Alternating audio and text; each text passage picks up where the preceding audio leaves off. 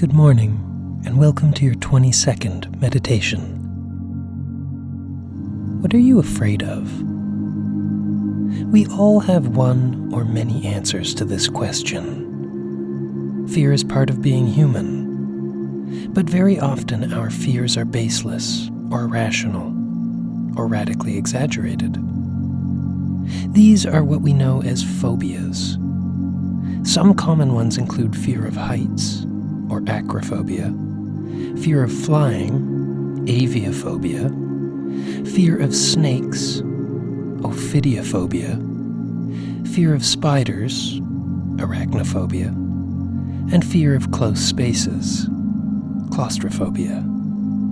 The odds are that the majority of us experiences at least one of these phobias to some degree, and their effects can range from discomforting to incapacitating, even when we acknowledge openly that they're irrational. So what should we do about it?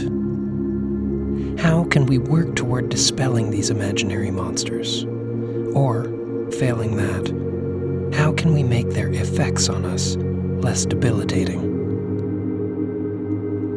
A good place to start is to acknowledge how truly common it is to experience these fears. It would seem there's something in the human condition that makes us prone to them. So don't worry, you're not alone. It's not madness, and it's perfectly natural to feel that way.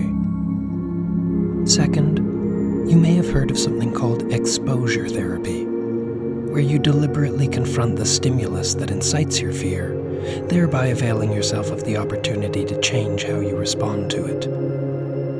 This can be done by degrees. For example, if you're afraid of snakes, start by thinking about snakes.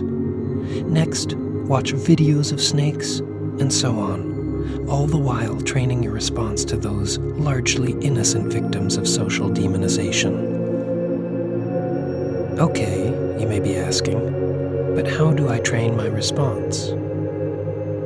If you experience severe symptoms as a result of your phobia, you should certainly talk with a specialist if that is an option that is available to you. But here are a couple suggestions and an anecdote that may help. Breathe. Deep, slow breaths.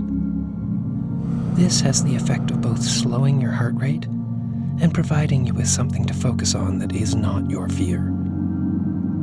Once you've calmed yourself, think about the thing you fear. Have a good look at it.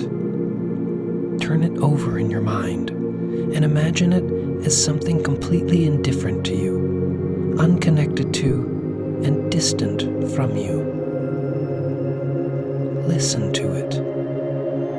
Hear what it has to say. Admire it even. There's a story about a man who didn't even realize he was claustrophobic until he was put headfirst in an MRI machine. The close space, the mechanical sounds, and the thought of the weight of the heavy machinery on top of him made him feel suddenly trapped and as though he would be crushed. His heart rate shot up. He started sweating. He thought he might involuntarily begin to flail, all the while knowing this was a routine procedure and totally safe. In the midst of his panic, however, he became determined to beat it. He closed his eyes. He began breathing deeply through his nose. And he began to listen.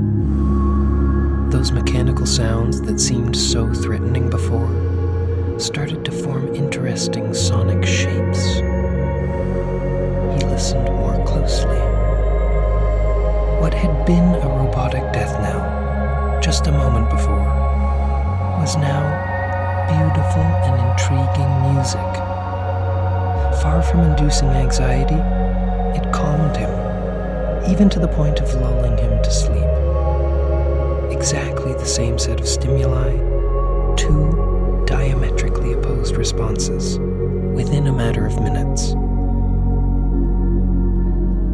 So try it. Welcome whatever it is you fear. Observe it. listen to it. Not only might you ultimately conquer your fear, you might discover a whole new genre of music while you're at it. Keep it up. You're doing great. Have a wonderful day. This podcast was brought to you by Odium.